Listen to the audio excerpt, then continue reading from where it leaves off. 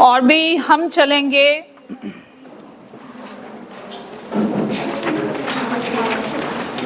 Example number 8, first comprehensive example, page number 142।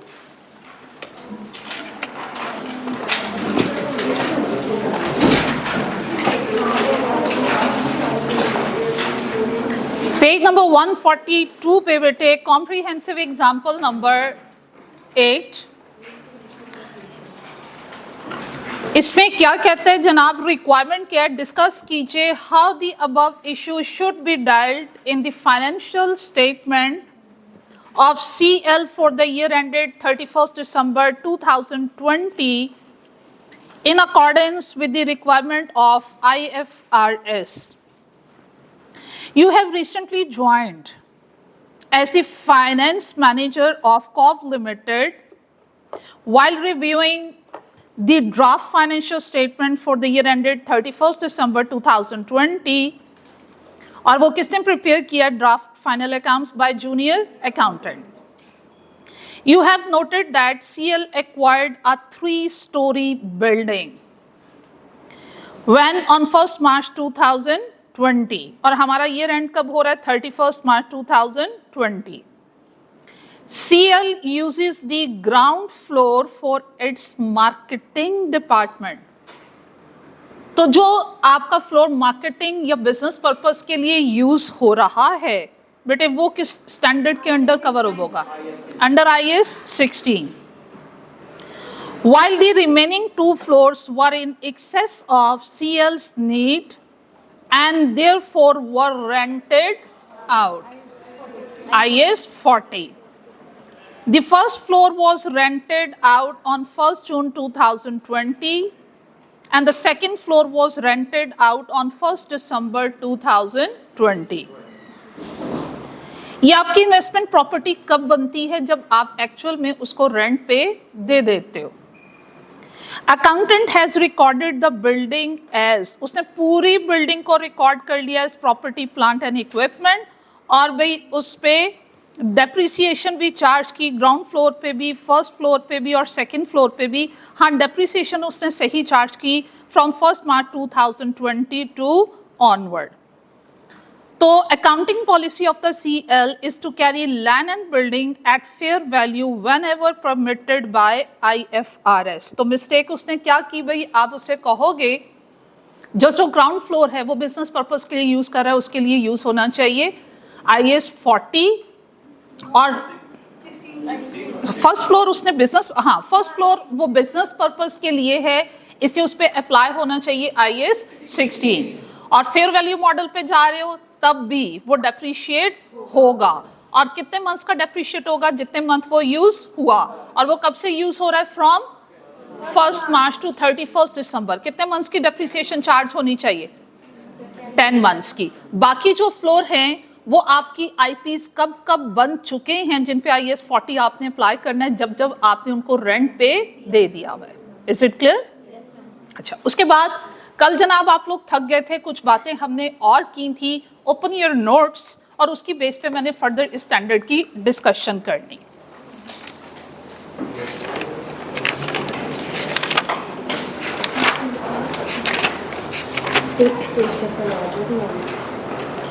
Four important points हम discuss करने जा रहे थे, तो वो सुनिएगा क्या थे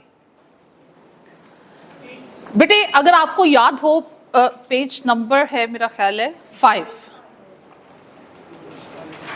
चलो अब मेरी बात सुने, फिर इस पेज की तो वापस आते। कल मैंने कुछ बातें डिस्कस की, वो पॉइंट्स भी यहाँ रीराइट हैं, इंपॉर्टेंट थे, रीराइट कर दिया बेटे। हमने IAS 16 में पढ़ा कि हम कॉस्ट मॉडल से फेयर वैल्यू मॉडल या फेयर वैल्यू मॉडल से कॉस्ट मॉडल की तरफ स्विच ओवर कर सकते हैं।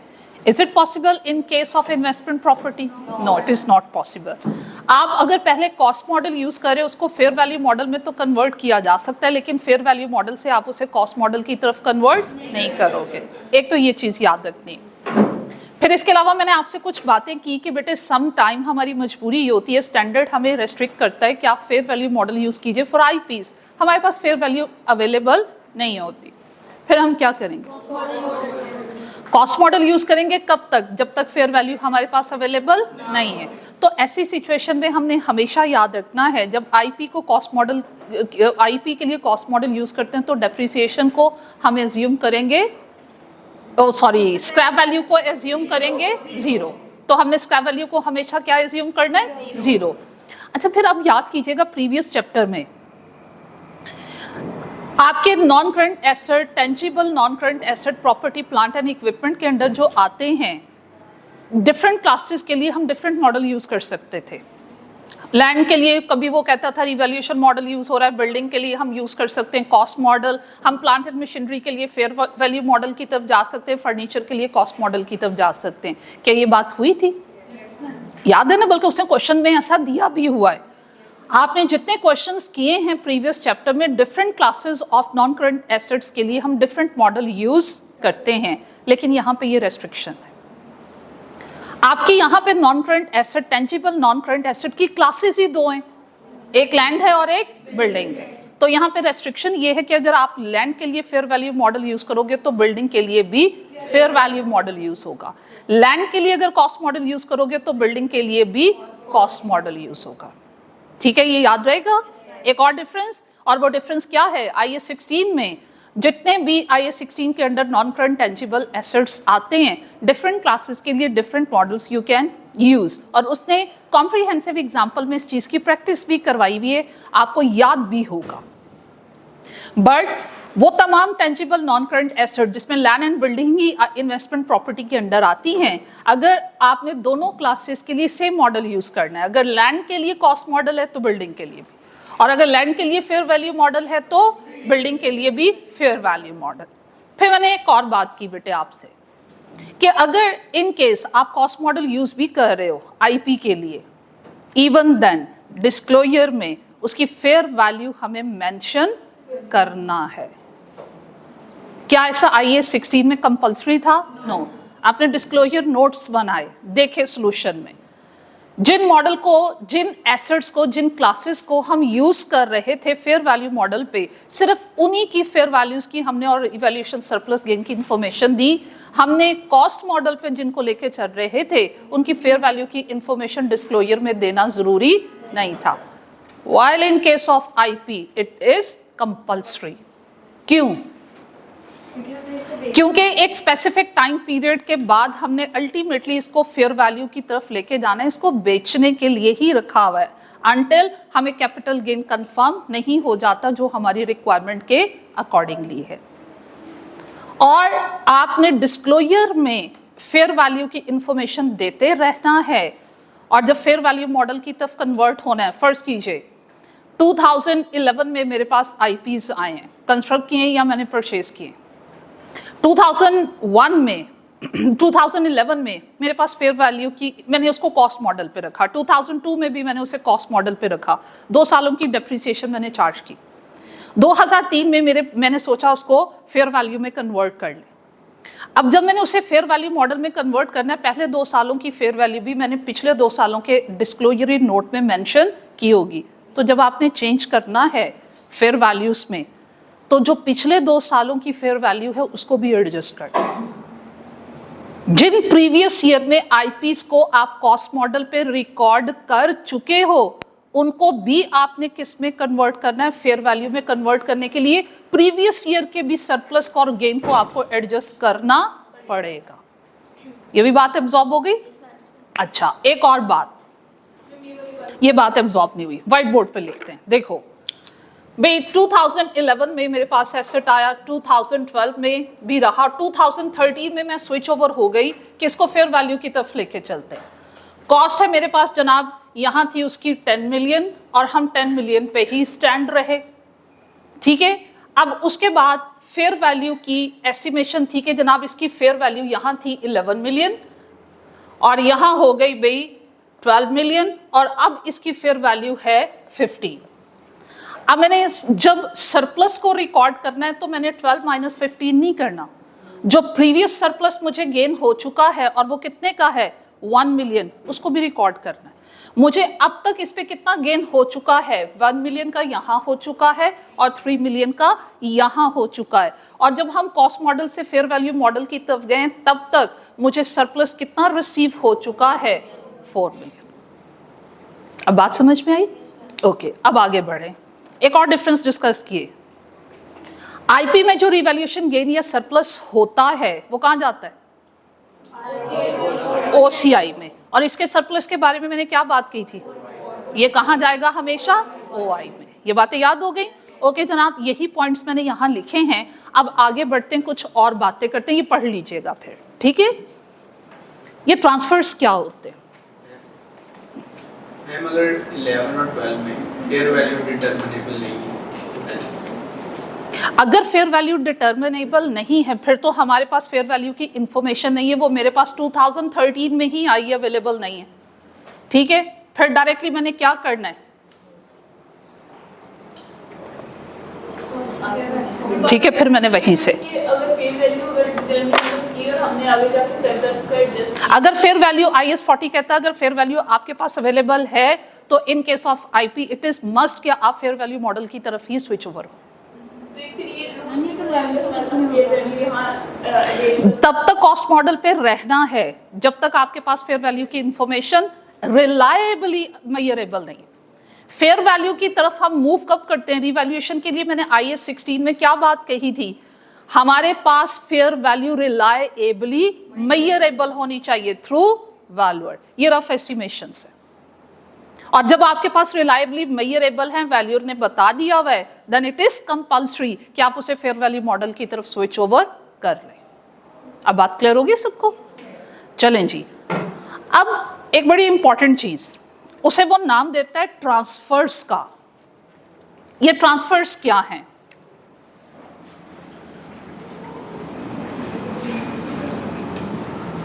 ये क्या चीजें बेटे? इज इट पॉसिबल कि हमने कोई प्रॉपर्टी कंस्ट्रक्ट कर रहे थे, लैंड एंड बिल्डिंग बना रहे थे और हमारी इंटेंशन क्या थी कि भाई हम इसे बिजनेस पर्पस के लिए यूज करेंगे। अब बिजनेस पर्पस यूज की इंटेंशन के साथ बिल्डिंग कंस्ट्रक्ट हो रही थी, तो मेरे लिए क्या है? Property plant and equipment. उस पर एप्लीकेशन किसकी होगी? IS 16। लेकिन क्या हुआ, मैंने क्या किया, कुछ अर्सा उसे बिजनेस पर्पस के लिए यूज किया और एक स्पेसिफिक टाइम पीरियड के बाद मुझे लगा कि ये मेरे बिजनेस पर्पस के लिए बिल्डिंग इज इनसफिशिएंट। मैंने नई बिल्डिंग कंस्ट्रक्ट कर ली, अपना बिजनेस वहाँ स्विच ओवर कर दिया, इसको विकेट कर दिया। और मैंने सोचा अब इसका क्या करें, मैंने सोचा इसको रेंट पे दे दें। और जब ये सोचा और एक्चुअल में जब मैंने इसको रेंट पे दे दिया तो अब ये मेरा क्या बन गया? IP बन गया। अब ये मेरे लिए क्या बन गया? IP बन गया। उसके बाद जनाब क्या डिसाइड हुआ, कुछ अर्सा रेंट पे दिए रखा, बेनिफिट नहीं हुआ और मैंने कहा भाई अब हम इसको क्या करते हैं, बेचने के लिए रख लेते हैं। तो जब बेचने के लिए रख लिया स्पेसिफिकली कि हम इस चीज में डील करते हैं, हमारी वो वाली बिल्डिंग भी फ्री हो गई भी, हम थर्ड बिल्डिंग में मूव कर गए, हम साथ प्रॉपर्टी का कारोबार भी शुरू करते हैं, बेचते हैं, बनाते हैं, बेचते हैं। तो फिर अब बिल्डिंग क्या बन गई? इन्वेंट्री। तो किसकी एप्लीकेशन होगी? IS 2 की, ठीक है? तो कहने का मतलब ये है कि जैसे जैसे आपकी इंटेंशन और पर्पस चेंज होता है वैसे वैसे एसेट की कैटेगरी चेंज होगी और वैसे वैसे उस पर IS की एप्लीकेशन चेंज होगी। ये भी पॉसिबल है। प्रॉपर्टी बेचने का कारोबार कर रहे थे, मेरे लिए प्रॉपर्टी क्या थी? लैंड एंड बिल्डिंग मेरी इन्वेंट्री थी और वो नहीं बिक रही थी। किसी ने कहा कि भाई एक काम करें, आप ये इस बिल्डिंग में अपना कारोबार शुरू कर लें। मैंने क्या किया भाई, उसको यूज करना शुरू कर दिया बिजनेस पर्पस के लिए। तो पहले बेचने के लिए रखा हुआ था, पहले क्या थी मेरी? इन्वेंट्री। और वो जब बिजनेस पर्पस यूज के लिए मैंने कहा, डिसाइड किया कि उसको यूज कर लें, तो वो क्या बन गया? PP। फिर कुछ अर्सा एज बिजनेस पर्पस के लिए यूज किया, फिर हमने कहा इसे कैपिटल एप्रिसिएशन के लिए रख लेते हैं और रेंट पे दे देते हैं, हमारे कारोबार में हमें प्रॉफिट नहीं हो रहा। तो आपने एक्चुअल में क्या किया? बिल्डिंग को विकेट किया और रेंट पे दे दिया। अब ये क्या बन गया? IPs। तो ये ट्रांसफर्स हैं। तो एसेट किस पर्पस के लिए यूज हो रहा है ये डिसाइड करेगा कि वो इन्वेंट्री है, IP है या PP है, और उसके अकॉर्डिंगली उस पे स्टैंडर्ड की क्या करोगे? एप्लीकेशन। और यही चीज वो ट्रांसफर के टॉपिक में समझा रहा है। आज इसी का न्यूमेरिकली इसको अप्लाई करेंगे। मैंने इन केसेस को डिटेल में लिख भी दिया हुआ है, लेकिन पहले मुझे एक बात बताइए, IS2 आप 100% ITA में कवर अप कर आए हो, उसमें क्या पढ़ के आए हो? Inventory should be recorded at lower of cost और NRV, ये पढ़ के आए हुए हो। Under which concept? Under prudence concept, ठीक है। प्रूडेंस कॉन्सेप्ट ने क्या कहा है? अनरियलाइज्ड जो लॉसेस होते हैं, अनरियलाइज्ड गेन को तो रिकॉर्ड नहीं किया जाता, लेकिन जो आपके अनरियलाइज्ड तो नहीं कहना चाहिए, एक्सपेक्टेड जो लॉसेस होते हैं उनको भी रिकॉर्ड करें। और उसका तरीकाकार हम क्या सीख कर आए हैं कि NRV लॉस फाइंड आउट कीजिए और उसे इन्वेंट्री की कॉस्ट में से माइनस कर दीजिए। NRV लॉस कब होता है? जब आपकी NRV कम हो कॉस्ट से, तो जब होता है आपके पास NRV लॉस। क्या इन्वेंट्री पे कोई रीवैल्यूएशन सरप्लस या डेफिसिट गेन वगैरह कुछ होता है? नो, इन्वेंट्री पे आपने कुछ ऐसा नहीं पढ़ा हुआ। इन्वेंट्री आपका करंट एसेट होता है, उस पर सिर्फ अंडर प्रूडेंस कॉन्सेप्ट हम जो है वो एक्सपेक्टेड लॉस को रिकॉर्ड करते हैं। हम वहां पे कभी देखा आपने इन्वेंट्री के एंगेज में रिवैल्यूएशन सरप्लस हो, बैलेंस शीट में जा रहा है, रिकॉर्ड हो रहा है, या डेफिसिट है उसे रिकॉर्ड करें? कभी भी इन्वेंट्री फेयर वैल्यू मॉडल पे अवेलेबल नहीं होती। ये चीजें याद रहेंगी। आइए अब क्या लिखा आपको समझाते हैं। Open your notes.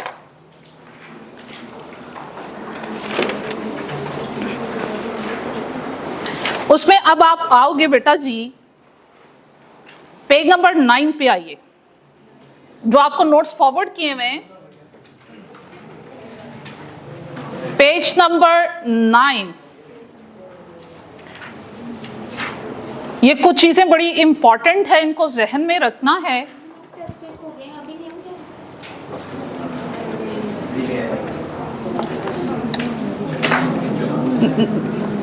कल देखते हैं, हाँ आज थोड़ा ज्यादा टाइम चाहिए बेटे इसके लिए। आइए जनाब, पेज नंबर 9, इसमें देखो वो आपको क्या समझाया जा रहा है बेटे कि PPE IP में कब कन्वर्ट होता है। इसके लिए देखो मैंने वही एग्जांपल यहां कोट की कि आप जनाब बिल्डिंग एक बना रहे हो और आपका पर्पस क्या है, इसे बिजनेस यूज के लिए रखेंगे। और मैंने नीचे डाउन एरो साइन के साथ नीचे क्या लिखा हुआ है, जब आपका स्टार्ट में पर्पस क्या है कि इसे हम बिजनेस यूज के लिए होल्ड करेंगे, तो ये क्या है? PPE। अब उसके बाद आगे बढ़िए, बिल्डिंग कंप्लीट हो गई और बिजनेस यूज के लिए आपने ऑक्यूपाई कर लिया, क्या है इसका स्टेटस? PPE। समझ रहे हो? फिर आपने डिसाइड किया इसको रेंट पे दे देते हैं, डिसाइड किया ये IP नहीं बननी। ये IP कब बननी है? जब एक्चुअल में आपने बिल्डिंग को विकेट कर दिया और रेंट पे दे दिया। तो जब विकेट कर देते हैं तो तब ये बनता है IP। ये बड़ा इंपॉर्टेंट पॉइंट है, MCQs में पूछेगा, न्यूमेरिकल क्वेश्चन में इसकी एप्लीकेशन कराएगा, इसको याद कर लीजिए। IP में कब कन्वर्ट होता है? जब बिल्डिंग को एक्चुअल में हम विकेट कर देते हैं। विकेट करने का मतलब क्या होता है? खाली कर दिया। तो एक्चुअल में आपने खाली कर दिया, किस लिए किया? रेंट पे देने के लिए। और रेंट पे दे दिया, ये अब आपका क्या बन गया? मतलब रेंट पे दिया नहीं दिया, उसके बाद रेंट पे दे दिया, तब भी ये आपका क्या है? IP। फिर सोचा नहीं फायदा नहीं हो रहा, रेंट अच्छा नहीं आ रहा, हम दोबारा इसे बिजनेस पर्पस के लिए यूज कर लेते हैं। तो आपने क्या किया? दोबारा से खाली करा लिया। और दोबारा से जब खाली कराया, देखो मैंने यहाँ क्या लिखा, wicket for the business purpose again. जब दोबारा विकेट किया, क्या ये PP बना?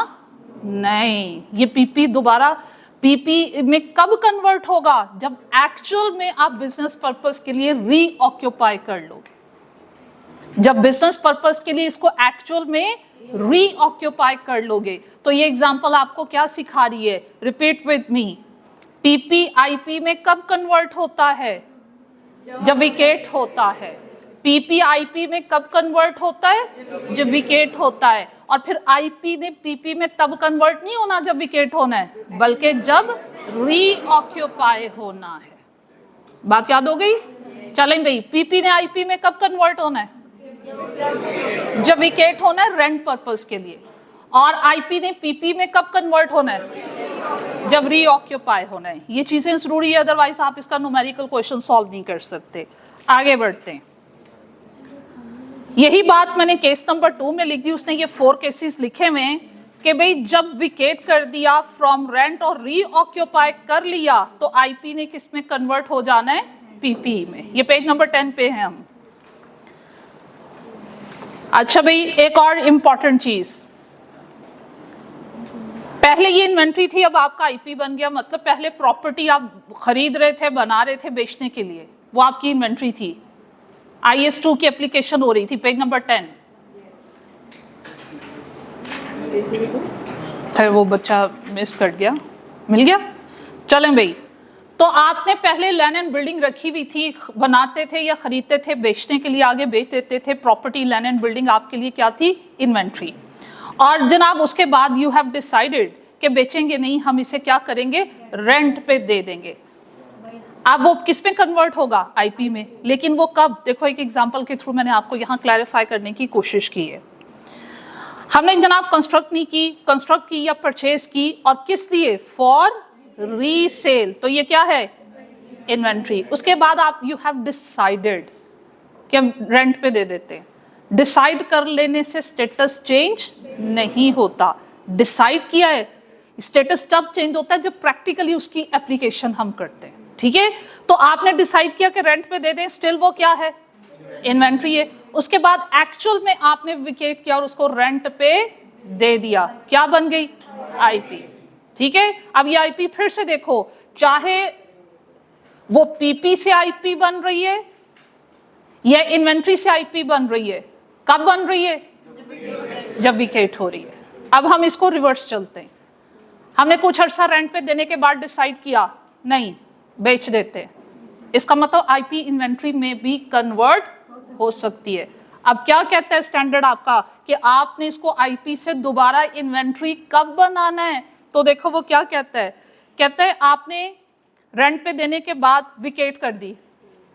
क्या प्रीवियस एग्जांपल में जब आपने विकेट की थी वो आईपी ही रहा था या पीपी बन गया था, आईपी ही रहा था। वो पीपी कब बना था, जब आपने रीऑक्यूपाई किया था। अब यहाँ पे देखो आपने बिल्डिंग विकेट कर दी, स्टिल ये क्या है, आईपी। अब देखो बेटे, जब रेंट पे कोई चीज दी जाती है और उसके बाद आप उसका कुछ और ऑल्टरनेटिव सोचते हो, तो हम क्या करते हैं, उसकी रिपेयर एंड मेंटेनेंस दोबारा से करते हैं ताकि ये दोबारा से यूजेबल कंडीशन में नए पर्पस के लिए आ जाए। जब वो प्रैक्टिकली आप काम करोगे तब दोबारा उसका स्टेटस चेंज होगा। अब जब चीज आपने बेचनी है, लोग रिन्यू करके बेचते हैं ताकि हैंडसम अमाउंट हमें रिसीव हो जाए, अच्छी कीमत में बिक जाए, हमें ज्यादा डिमांड आए इसकी। तो देखो आगे मैंने क्या लिखा, आपने डेवलपमेंट स्टेप्स ले लिए उसको बेचने के लिए, तो तब ये क्या बन गई, इन्वेंट्री। Is it clear? चलो रिपीट विद मी। पहले ये इन्वेंट्री थी, आईपी में कब कन्वर्ट होगी, जब विकेट हो जाएगी। हर वो लैंड एंड बिल्डिंग तब आईपी बनती है जब वो विकेट हो जाती है। वो पीपी कब बनती है, वो इन्वेंट्री कब बनेगी, जब आपने उसकी ओवरहॉलिंग, रिपेयर, मेंटेनेंस या डेवलपमेंट स्टेप्स ले लिए विद दिस इंटेंशन के बेचेंगे, तो वो फिर क्या बन गई, इन्वेंट्री बन गई। Is it clear? तो जनाब ये स्टेप्स हो सकते हैं, उसको 4 केसेस में उसने लिखा हुआ था, मैंने भी लिख दिया ताकि आपको बुक पढ़ते वक्त प्रॉब्लम ना हो। अब आते हैं जनाब इनकी अकाउंटिंग ट्रीटमेंट की तरफ। ठीक है, उसके लिए पहले बेस को सुनिएगा, फिर साथ साथ में एक एक न्यूमेरिकल क्वेश्चन आपको करवाऊंगी। ठीक है, सबकी अटेंशन चाहिए। अब अकाउंटिंग ट्रीटमेंट की तरफ चलते हैं। अभी तक हमने सिर्फ ट्रांसफर्स को समझा है कि ट्रांसफर होता क्या है और कब कब होगा। ये सबको एब्जॉर्ब हो गई, बात याद हो गई? ओके जनाब, बढ़ते हैं आगे। अकाउंटिंग ट्रीटमेंट से पहले सुनिएगा, एज वी नो कि पीपी ही है या आईपी है, दोनों कॉस्ट मॉडल पे भी हो सकते हैं, फेयर वैल्यू मॉडल पे भी हो सकते हैं।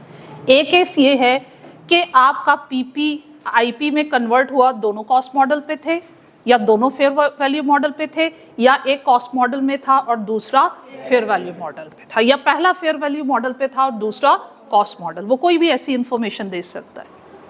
रिवर्स भी हो सकता है कि पहले आईपी था और बाद में क्या बन गया, पीपी। इस तरह वो मुख्तलिफ केसेस बना के देगा। तो आपने क्या करना है, वही जो पहले बातें कल याद करवाई वो जहन में रखनी है, जिनका ये मैंने शॉर्टकट भी आपको नोट्स की फॉर्म में दे दिया हुआ है। पीपीई आप, बल्कि मैं बोलूंगी आप खुद अंडरस्टैंड करोगे, मुझे आंसर दोगे, बस गौर से सुनिएगा। पीपीई था कॉस्ट मॉडल पे, हम इसे आईपी में कन्वर्ट करने जा रहे हैं कॉस्ट मॉडल पे ही। क्या करेंगे, मेरे पास आपको जो क्वेश्चन गिवन है उसमें 4 ईयर की इंफॉर्मेशन गिवन है। पहले 2 साल ये पीपीई था, लास्ट 2 ईयर्स में ये आईपी बन गया और कॉस्ट मॉडल से कॉस्ट मॉडल की तरफ स्विच ओवर करना है। हम क्या करते हैं, पहले 2 साल इसको एज अ पीपीई यूज करेंगे और कॉस्ट मॉडल की एप्लीकेशन करते हुए मुझे क्या करना चाहिए, डेप्रिसिएशन फाइंड आउट करनी चाहिए। और डेप्रिसिएशन फाइंड आउट करते वक्त स्क्रैप वैल्यू को मैं अकाउंट फॉर करूंगी। ये सब मैंने बातें लिखी हुई, सिर्फ सुनिएगा, समझिएगा, ये चीजें याद हो जाएंगी। तो जब वो पीपीई थी डेप्रिसिएशन के लिए, मैंने उसकी स्क्रैप वैल्यू को अकाउंट फॉर करना है। डेप्रिसिएशन 2 सालों की फाइंड आउट की। अब स्टैंडर्ड कहते हैं जब भी चेंज आता है at that time book value you have to calculate.